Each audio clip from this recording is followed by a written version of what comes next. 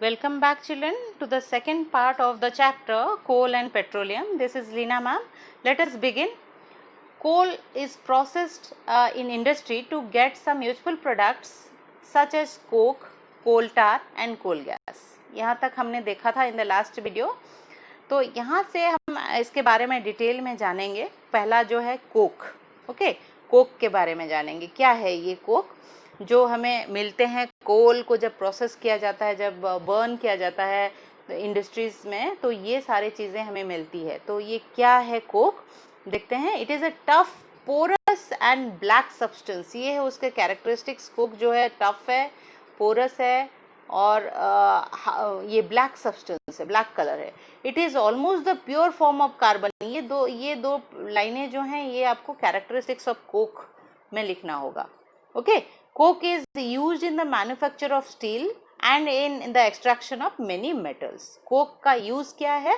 ये हमें steel manufacture के लिए यूज़ करना होता है एंड ऑल्सो हमें जो मेटल का एक्सट्रैक्शन होता है, मेटल को सेग्रीगेट करना होता है, उसको निकालना होता है, इसके लिए भी यूज़ करते हैं. सेकेंड वन इज योर कोल टार. कोल टार क्या है? It is a black thick liquid with unpleasant smell. इसमें जो है, जो स्मेल है कोल्टार की, वो ब्लैक थिक लिक्विड तो है ही, बट ये बहुत अनप्लेजेंट स्मेल देता है. Okay, and it is a mixture of about 200 substances. Okay, 200 substances का मिक्सचर है ये. Products obtained from coal tar are used as starting material for manufacturing various substances. बहुत सारे चीज़ों का बनाने के लिए ये एक स्टार्टिंग मटेरियल है. जैसे जो हमारे डेली लाइफ में यूज़ होते हैं वो सारे substances, like in industries, like क्या ये synthetic dyes, drugs, explosive, perfumes, plastics, then paints, then photographic materials, roofing materials, etc. Can you imagine perfume as well? So it is a starting material only. Okay. Interestingly, naphthalene ball आप लोगों ने सुना ही होगा, जो हम कपड़ों में डालते हैं या बेसिन्स में डालते हैं टू रिपेल, कि हमारे उस एरिया में मौत या इंसेक्ट्स से अटैक ना हो. सो इसके लिए नैफ्थलीन बॉल जो यूज होता है वो उसको बनने के लिए भी जो स्टार्टिंग मटेरियल की जरूरत है, that is coal tar. Okay, these days bitumen a petroleum product is used in place of coal tar for metalling the roads. पहले आप लोगों ने देखा ही होगा जो कोल टार यूज होता है रोड बनने के लिए, लेकिन आजकल जो है उसके जगह पे पेट्रोलियम का बाई प्रोडक्ट है, पेट्रोलियम का प्रोडक्ट है जो फ्रैक्शंस है और component you can say, that bitumen is been used nowadays instead of coal tar. Okay, third जो ऑप्शन है, थर्ड जो प्रोडक्ट्स है वो क्या है? Coal gas. Coal gas is obtained during the processing of coal to get coke. जब हम कोल को हीट करते हैं और हमें फाइनली कोक मिलता है, उस during that process only we get coal gas. जब हीट करते हैं जो गैस रिलीज होता है that is coal gas, along with other gases also which is not require now. Just remember coal gas. अगर ज़्यादा डिटेल में जानना चाहते हैं तो मेरा दूसरा वीडियोस भी हैं जो थोड़ा एक्स्ट्रा एडवांस नॉलेज के साथ है. Besides the NCERT some extra points I had given over there, you can go through that. Okay, so here for NCERT section for the beginner it is not required. Just remember, coal gas is obtained during the processing of coal to get coke. It is used as a fuel in many industries situated near the coal processing plant. As a fuel भी ये use होता है in the coal processing plants. और यहाँ पे क्या लिखा है देखते हैं. ये जो येलो सेक्शंस में लिखा हुआ है, coal gas is first used for street lighting for the first time in London in the year 1810. Coal gas जो पहले कब यूज हुआ था? स्ट्रीट लाइट के लिए, स्ट्रीट को लाइट करने के लिए. वो जो हमारे स्ट्रीट लाइट होते हैं वो पहले लंदन में इन द ईयर 1810 इसको यूज किया गया था. उसके बाद नियर अबाउट 1820 में न्यूयॉर्क में यूज हुआ था. Nowadays it is used as a source of heat rather than light. अभी वो हीट के पर्पस से यूज होता है, हीट प्रोड्यूस होता है. लाइट के लिए आजकल वो सब कोल गैस यूज नहीं होते हैं. ओके, ये हो गया आपका कोल के बारे में. फिर हम जानेंगे उसी तरह से पेट्रोलियम के बारे में. पेट्रोलियम के बारे में कि उसका कैसे बनता है एंड उसके products if any, all those we will come to know in this section. Okay, so petroleum, let us read. You know that petrol is used as a fuel in light automobiles such as motorcycles, scooters and cars. Petrol के बारे में तो हम जानते ही हैं, petrol जो है petroleum का एक प्रोडक्ट है. Heavy motor vehicle like trucks, tractors runs in diesel. तो ये जो पेट्रोल और डीजल ये हमारे लिए बहुत ही कॉमन टर्म्स है और डेली लाइफ में हमारे ये यूज़ होते ही हैं. Petrol and diesels are obtained from a natural resources called petroleum.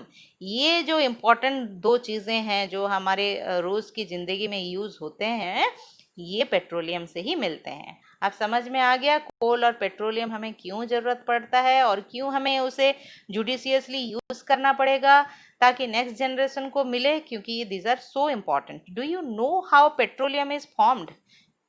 जैसे कोल के बारे में हमने पढ़ा था वो कैसे बनता है, वैसे ही हम देखेंगे पेट्रोलियम के बारे में. Okay, petroleum was formed from organisms living in the sea. अब ये प्लांट नहीं, अभी लिविंग ऑर्गेनिज्म, छोटे छोटे प्लांट्स, एनिमल्स जो भी अंडर द सी वाटर में सर्वाइव करते हैं उनसे बनते हैं. As these organisms died, their bodies settle at the bottom of the sea and got covered with layers of sand and clay. जैसे कोल में होता था, बरीड होने के बाद लेयर ऑफ सॉइल उसके ऊपर आता जाता था विथ टाइम, वैसे ही इन दिस केस ऑल्सो ये जैसे ही organism they died and they settle on the floor of the sea, their bodies settle at the bottom of the sea.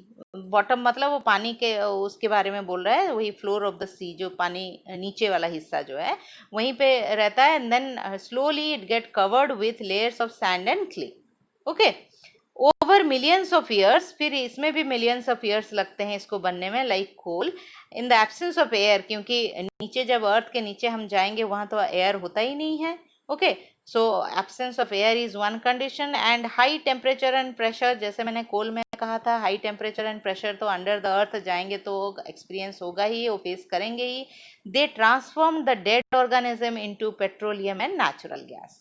अब जो सी एनिमल्स हैं, सी ऑर्गेनिजम्स हैं, whether it is small plants और animals, when they get die and buried under the bottom of the sea and then layers of sand and clay cover them, and with time it takes millions of years in the absence of air and under high temperature and pressure they transform into petroleum and natural gas. Okay, look at figure 5.4. ये है figure 5.4. यहाँ पे देखो, ये actually ये scenario होता है under the अर्थ, ये ऐसे रहता है. यहाँ पे देखो children, you can see that there is here it is written reservoir rock, फिर यहाँ पे इम्परवियस रॉक. ये तुम्हारे फ्लोर है, अर्थ का फ्लोर है. ओके, जो जहाँ पे हम हैं ये धीरे धीरे नीचे दबता जाता है. इम्परवियस रॉक्स क्या है, इसमें पोर्स होते हैं. तो जो इसके, it is not only the pore, it is sorry it is not the floor of the earth में भी इसके ऊपर और भी कुछ लेयर्स होंगे. ये एक सेक्शन को दिखाया गया है. तो इसमें क्या होता है, जैसे ही प्लांट्स और एनिमल्स जो भी दे died and buried under the अर्थ, ये धीरे धीरे क्या होता है, सबसे पहले तो नीचे ऐसे पानी, क्योंकि ये हेवियर है, देन ऑयल, सो ये नीचे रह जाता है. फिर देन उसके ऊपर ऑयल. यहाँ जो ऑयल के बारे में बोला गया है ये एक्चुअली पेट्रोलियम के बारे में बोला गया है. And this gas is, this is your natural gas. तो ये क्योंकि वाटर से लाइटर है oil, I mean petroleum here, petroleum से लाइटर है गैस. सो इस लेयर के हिसाब से ये सेटल होते हैं. यहाँ पे जो रिजर्वर रॉक के बारे में बोला गया है, this reservoir rock is having no pores in it और may be very little, which do not allow this oil, gas or water to penetrate much deeper. तो यहाँ पे ये सेटल हो जाते हैं. इसके बाद क्योंकि इसमें पोर्स नहीं होते तो और नीचे ये जा नहीं सकते, यहाँ पे ये सेटल हो जाते हैं. पर इम्परवियस ये क्या है, इसमें पोर्स होते हैं तो ये पर्कुलेट होते हैं, ये पेनिट्रेट करते हैं और उसके नीचे वहाँ से पास करके जब तक एक रिजर्वर रॉक नहीं मिल जाता वो यहाँ पे सेटल हो जाते हैं. Okay, understood. उसके बाद हम क्या करते हैं, ये देखो यहाँ पे जो वेल बनाया गया है, इसको ड्रिल करके हम इसको फिर निकालते हैं अपने जरूरत के हिसाब से। Okay, so let us see. It shows the deposit of petroleum and natural gas. You see that the layer containing petroleum oil and gas is above that of water, that we have already discussed, that उसके पानी के ऊपर ही petroleum और natural gas जो है हमें दिखाई देता है। Why is it so? ये किस लिए होता है, मैंने इसका जवाब बोल ही दिया है। ये वाटर से लाइटर होता है ऑयल, और ऑयल से भी लाइटर होता है नेचुरल गैस, सो इसीलिए ये इनका जो लेयर है ऐसे ही बनता है। Recall that oil and gas are lighter than water, do not mix with it. जब डायग्राम आप बनाओगे तो इसको मिक्स नहीं करना है, ऐसे ही लेयर शो करना है, बिकॉज ये उसका कॉन्सेप्ट है, ये ऐसे ही उसका नेचर है और कैरेक्टरिस्टिक्स भी है। ओके, ये सेक्शन पढ़ते हैं बेटा। देखो, the world's first oil well was drilled in Pennsylvania, USA. Okay, in the year 1859. पहला जो ऑयल वेल खोदा गया था, जो ड्रिल किया गया था वर्ल्ड का पहला, वो कहाँ पे है, यूएसए है, यूएसए में है। पर्टिकुलरली कौन सा एरिया, पेंसिल्वेनिया में। और ईयर क्या है, 1859। ये आपको याद रखना है क्योंकि ये वर्ल्ड का फर्स्ट ऑयल है। ओके, फर्स्ट ऑयल वेल है। Then 8 years later, in the year 1867, oil was struck at Makum in Assam. Assam का जो माकूम है वहाँ पे फिर नेक्स्ट वाला 8 ईयर के बाद ये डिग किया गया था। In India oil is found in Assam, Gujarat, Mumbai high. ये सब जगह का नाम आपको याद रखना है। इंडिया में कहाँ कहाँ ऑयल वेल है, ये आसाम में है, गुजरात में है, Mumbai high, and the river basin of Godavari and Krishna. Okay, Godavari और कृष्णा के जो रिवर बेसिन है उस एरिया में ये हमें ऑयल वेल देखने को मिलता है, क्योंकि ये सी के नियर बाय एरिया है, तो वहीं पे ही डिपॉजिट हुए होंगे नीचे दब दब के, right. So next is refining of petroleum. यहाँ से हम जो उसका प्रोडक्ट्स हैं उसको कैसे हमें मिलता है, जैसे कोल का हमने कहा था प्रोसेसिंग किया जाता है, बर्न किया जाता है in the industry to get coke, coal tar and coal gas. Similarly ये पेट्रोलियम का जो प्रोसेस है, रिफाइनिंग प्रोसेस, ये हम देखते हैं उसमें क्या लिखा है।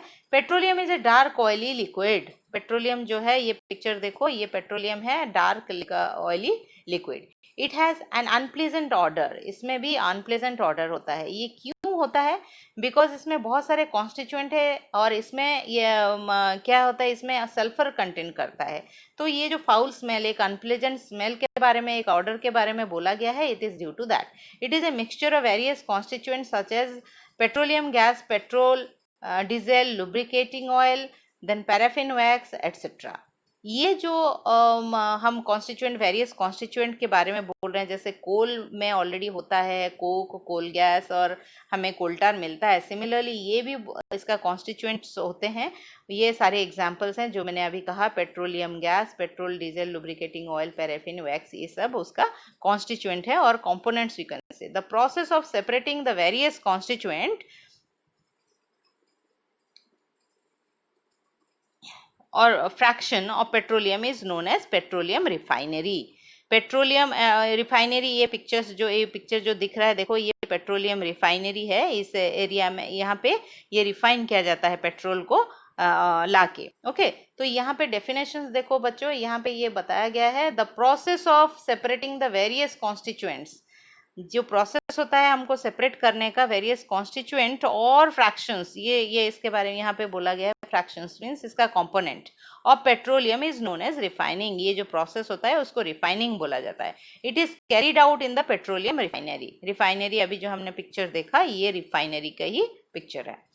वेरियस कॉन्स्टिट्यूएंट के बारे में जो हमने अभी बात की, वो सारे कॉन्स्टिट्यूएंट अभी देखो, नीचे एक टेबल है, टेबल 5.1।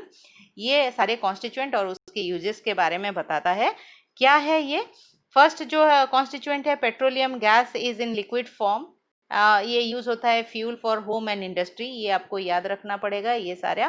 फिर सेकेंड है पेट्रोल, मोटर फ्यूल और एविएशन फ्यूल और सॉल्वेंट फॉर ड्राई क्लीनिंग, इसके लिए यूज होता है। Then kerosene use for stove lamp and for jet aircraft. Diesel जो है fuel for heavy motor vehicle, electric generator, then lubricating oil है for lubricating any of the machine, paraffin wax जो है उसमें से क्या क्या बनता है, ointment, candle and vaseline etcetera. Then bitumen हमने पहले ही पढ़ा था, instead of coal tar now it is bitumen is used for road surfacing और मेटलिंग ऑफ द रोड, और उसके अलावा ये पेंट्स के लिए भी यूज होते हैं। These are all the constituent और द कंपोनेंट्स और the fractions of petroleum and their uses. Now just here in the yellow section let us see what is it is written. Many useful substances are obtained from petroleum and natural gas. These are known as petrochemicals. Petrochemicals भी ये useful substances जो petrochemical term है, that is when we get it, and we have already learned in the previous chapter in synthetic fibers and plastic that petrochemical हमारे कैसे use में आते हैं. These are used in the manufacture of detergent, fibers like what, polyester, nylon, acrylic etc. ये हमने पहले भी पढ़ा है उस चैप्टर में. Polythene, then other man-made plastics. Okay, so hydrogen gas obtained from natural gas is used in the production of fertilizers. Hydrogen gas is obtained in natural gas and used in fertilizer. This is very important question, just remember this. Okay, जो hydrogen gas भी हमें natural gas से मिलता है, और ये किस लिए यूज होता है, ये फर्टिलाइजर मेनली यूरिया बनने के लिए ये यूज होता है. Due to its great commercial important petroleum is also known as black gold. Petroleum को ब्लैक गोल्ड भी कहा जाता है क्योंकि ब्लैक गोल्ड जैसा प्रेशियस है, हमें मनी इनकम होता है उससे, वैसे ही ये ब्लैक कलर है और गोल्ड की तरह यूजफुल है, कॉमर्शियली बेनिफिट है, इकोनॉमिक हमें इकोनॉमी में हेल्प करता है, इसीलिए पेट्रोलियम को हम ब्लैक गोल्ड कहते हैं. Okay, so next section we will study about natural gas. Okay, natural gas के बारे में देखते हैं क्या है. Natural gas is a very important fossil fuel because it is easy to transport through pipe. ये पाइप के थ्रू भी ट्रांसपोर्ट हो सकता है, घर घर में पहुंचाया जा सकता है. Natural gas is stored under high pressure as compressed natural gas. Natural gas को कंप्रेस करने से ही हम जो सीएनजी के बारे में बात करते हैं, you must have heard about it, you must have used it. So ये जो सीएनजी के बारे में हम बात करते हैं, that is nothing but the high pressure में उसको कंप्रेस किया जाता है नेचुरल गैस को, उसी को हम सीएनजी बोलते हैं. तो full form of CNG is what, compressed natural gas. CNG किस लिए यूज होता है, फॉर पावर जनरेशन, इससे हमें पावर मिलती है, energy. Okay, it is now, energy means not for the body. Okay, power generator जो होता है. Okay, it is now being used as a fuel for transport vehicles because it is less polluting. You must have heard about in the metro cities nowadays in various vehicles cylinder use होता है क्योंकि ये CNG vehicles use होता है. CNG use होता है इसीलिए क्योंकि ये pollutions नहीं करते हैं, और जितना जो करते भी हैं वो very negligible. It is a cleaner fuel. So cleaner fuel का एक characteristics क्या आप बोल सकते हो, ये pollution free है, pollute नहीं करता है. The great advantage of CNG is that it can be used directly for what? For burning in homes and factories, where it can be supplied through pipes. Such a network of pipeline exists in Vadodara, Gujarat, some part of Delhi and other places. Okay, तो ये कहाँ कहाँ exist करता है, जो pipes के से ये ट्रांसपोर्ट हो सकता है, हमने कहा ये ऑलरेडी एग्जिस्ट करता है इंडिया में. कहाँ पे, गुजरात के वडोदरा में एंड दिल्ली के कुछ हिस्सों में, एंड और भी बहुत सारे जगहों में अब धीरे धीरे हो रहा है. Natural gas is also used as a starting material for the manufacture of a number of chemicals and fertilizer. बहुत सारे केमिकल्स और फर्टिलाइजर जो है उसके लिए ये हमारे एक स्टार्टिंग मटेरियल की तरह यूज होता है. India has vast reserves of natural gas. जैसे हमने पढ़ा इसके लिए कोल के लिए और पेट्रोलियम के लिए, ऐसे ही नेचुरल गैस हमें कहाँ उसका रिजर्व जो है इन आवर कंट्री कहाँ मिलता है देखने को, त्रिपुरा, राजस्थान, महाराष्ट्र, ये सारे, और कृष्णा गोदावरी डेल्टा जो है इस एरिया में हमें मिलते हैं. ओके, फिर यहाँ पे बूझो को एक क्वेश्चन आया, can coal and petroleum and natural gas can be prepared in the laboratory from dead organism. अगर हम डेड ऑर्गेनिज्म से ये बनता है, हमने पढ़ा है, तो डेड ऑर्गेनिज्म को अगर हम लें तो क्या हम लैबोरेटरी में इसको बना सकते हैं? सो पहली इसका जवाब दे रही है no, their formation is very slow process and conditions for their formation can not be created in the laboratory. So this is very important children. You have to just remember that whatever Boojho asked and what Paheli answered. Paheli answered that high temperature and pressure what is required under the earth that cannot be created under any circumstances, right? So we cannot make coal and petroleum, otherwise ये तो limited होता ही नहीं, right? So we have to use this judiciously, that is what. And the last section, some natural resources are limited.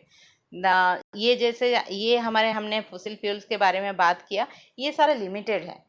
तो उसके बारे में जानते हैं क्या कहा है. You have studied in the beginning of the chapter that some natural resources are exhaustible like fossil fuels, forest, minerals etcetera. हमने कहा था कि ये खत्म हो जाएंगे, एग्जॉस्टेबल हैं, ये लिमिटेड क्वांटिटी में है, अगर हम ह्यूमन एक्टिविटीज के द्वारा ये खत्म हो सकते हैं अगर हम जुडिशियसली इसको यूज नहीं किए तो. You know that coal and petroleum are fossil fuels. हमने पहले भी पढ़ रखा है कि ये फॉसिल फ्यूल्स हैं. It required the dead organism millions of years to get converted in this fuel. हमें millions of years हमें ज़रूरत पड़ेगी इसके लिए, तो इसी के वजह से हम बना नहीं सकते. On the other hand, the known reserves of these will last almost a few hundred years. अभी हमारे पास जितने भी फ्यूल्स हैं, on the other hand the known reserves, जितना अभी हमें रिजर्व्स के बारे में मालूम है, इसमें से जितना भी अभी बचे हैं 100 ईयर से ज़्यादा और नहीं रहेंगे ये. Moreover burning of this fuels is a major cause of air pollution. हमने कहा कि ये सारे क्लीनर फ्यूल हैं, but that doesn't mean that they are creating less pollution, not completely pollution free. It is just an alternative to the polluting fuel, but not completely we can depend on it. Their use are linked to global warming. They may cause global warming as well. It is therefore necessary that we use this fuel only when absolutely necessary. जब जरूरत है तभी use करना चाहिए. This will result in better environment, smaller risks of global warming and their availability for a longer period of time. Okay. Longer period of time के लिए अगर हमें करना है तो हमें ये जुडिशियसली यूज करना पड़ेगा और कम यूज करना पड़ेगा. In India the petroleum reserve, ये बहुत इंपॉर्टेंट सेक्शन है, लिख लो पहले.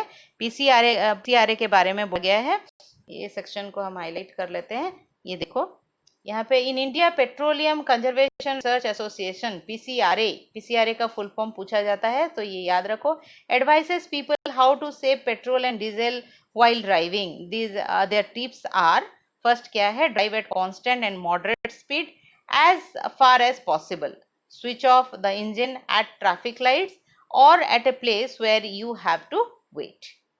Ensure a correct tire pressure and ensure regular maintenance of the vehicle. पहले तो ये कि हम जब ड्राइव करते हैं उसको कांस्टेंट एंड मॉडरेट स्पीड में रखना चाहिए.